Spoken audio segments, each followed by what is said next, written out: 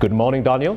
A very good morning to you, Priva, and our viewers of Morning at 10 TV. We are coming to you live from the FDC headquarters here in Najanankumbi, of course, in the capital, Kampala, whereby today is a big day for the party because the National Executive Committee will be meeting and they will be talking about the budget that the party will be using, of course, in the 2026 presidential elections. But prior to that, yesterday we had an important meeting as well because elders from about 21 regions in the country met yesterday for harmonization purposes because they met the teams of the two presidential candidates, that is Nathan Nandala-Mafabi and of course Patrick Oboi Amriat. And as you can see, all is set. This way the delegates will, the National Executive Committee will be sitting today to deliberate on the budget, plus of course put considerations on some of the issues that were raised by the elders yesterday.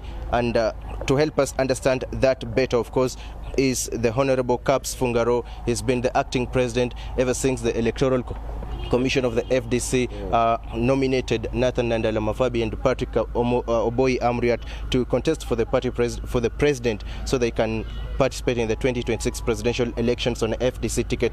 Mheshimiwa, good morning. Yeah, good morning, comrade. And I call you comrade because the press is the fourth arm of the state, and it is very important for us in our struggle. The FDC is on its electoral roadmap and strategy for 2026, for the 2026 elections. This season, this period is largely for the primary elections. We started it from here with the nomination of the presidential flag bearer candidates, people who are seeking to take the flag. We also went down to the districts where we also nominated other candidates for the other positions. For example, parliamentary elections, local council elections, for district chairpersons, for urban authorities, including cities, municipalities, and town councils. This process is still going on. So this National Executive Committee meeting of today, which I'm going to chair in my capacity as the acting party president now, is to look at the process of identifying candidates, number one. Where have we got candidates? Where are we still pending with the candidates not yet gotten? For example, now, for the presidential election, we still don't have a candidate. The two are still pulling ropes. And that's today's meeting is to look at some of these things. And this meeting here of today is also going to look at the strategy, the campaign strategy, finance strategy, the budget, what are we going to do. And then this meeting of the National Executive Committee, as provided for in the structure and systems of the FDC, will report to the other organs of the party. For example, the National Council, and then from there the National Delegates Conference. These meetings are set to move like this. Absolutely. Yes. Honorable, let me take you back to yesterday where we had elders from 21 regions, 21 FDC regions, if I may put it that way, from across the country. They were here yesterday, yes. And the primary purpose of that meeting was to bring the candidates together and probably ask one or request one to step down. Of course, they play the advisory role, but there are rumors that one candidate has stepped down. Can you confirm that? First of all, what the elders did was really giving some advisory message to the two candidates.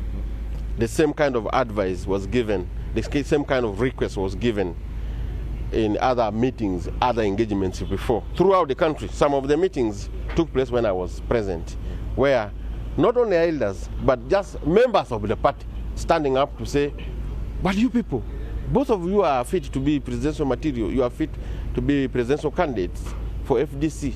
Why do you come and compete in this manner? Why don't you let one person to take the flag? So this urge has been going on and on and on and on. And the one of yesterday was adding the weight of an elder really to the same appeal. Now, we don't know the reaction of the candidates themselves, whether they have accepted that appeal or they have refused. Because there is a possibility of also them refusing. If they were to accept, they should have accepted a long time by now. But we fear that maybe they will refuse. If they accept, who is going to step down? You will get to know it from here today. We were told there's a big announcement that the National Executive Committee is set to make today. and the public is suspecting that that announcement could be the declaration of one candidate who will be vying for the 2026 presidential elections on FDC ticket. Exactly that. That's why I'm saying we still don't know who has accepted to sit down. Because what we have been urging the two to do is talk to one another. Talk. So that one person steps down. Both of you are suitable to be presidential flag bearers for FDC, but we don't know the outcome of the talks. And I'm sure, in my capacity, that talks have been taking place between the candidates and their supporters. You see, one other problem which is very serious is this. The problem of supporters of candidates. You as candidates at whatever level, you may agree. But what about your supporters? Each candidate must convince his supporters, his camp, if he steps down, to support the other camp. You may step down and your people may not support the other candidate. And at the end of the day, the issue of split or disturbances will continue. And that is my point exactly, because if you have the candidates agreeing and the supporters of those candidates disagreeing, we are likely to witness what has been happening in the party for the past few years, 2021, latest 2023. There could be more splits just in case that happens. How are you prepared as a party to mitigate that? If they don't agree to step down, then the verdict, the final verdict, is going to be in the ballot. That one is now like force. The force of the delegates conference. The delegates will vote and the votes will be counted. The one who will have gotten more than the other will be declared the winner. And there's no complaint because the ruling is passed. In the judgment is at the highest level, the delegates conference. But now we are still trying to urge them so that one will step down and will convince his supporters to accept the other one. Finally, my question to you is that lately the party has, of course, been struggling financially, if I may put it that way, and you are heading to a very important exercise, the elections.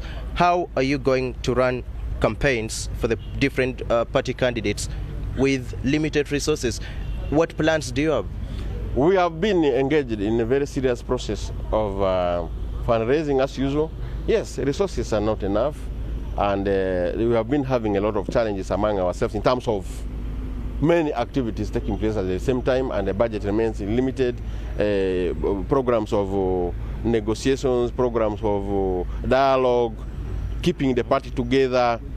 But as FDC, we are hopeful that the resources we have will be adequate enough for us to finance the electoral process at all levels. The presidential level, the parliamentary level, the local council level, up to the lowest level of LEC1. We have candidates across the board, LEC3 chairpersons and councillors of LEC5 chairpersons, ECC mayors. We have them across the country. All right. And we are in the process of fundraising. And I'm appealing here to the supporters of FDC. Please support us even in the fundraising process. All right. Let's raise enough money to make sure that our process of the campaign is smooth for all candidates across the country. All right, they've had you. Thank you for your time, Honorable, and good luck, of course, today, Priva, and our viewers. That is the situation here. Of course, if today the announcement is not made, if by today we don't know who is going to vie for the president of Uganda in 2026 on FDC party ticket, then that means that the delegates who will be gathering here tomorrow as well could be forced or could be taking that decision, of course, through a vote. But definitely we are here to ensure that we gather as much information as possible so we can be every time informing you or updating you through our various social media platforms, but also through our various broadcasts, that is NTV at 1, NTV at Kawangezi, and of course NTV Tonight. Back to you, Priva. Thank you so much, Daniel Kibet, live in Najanankumbi. Now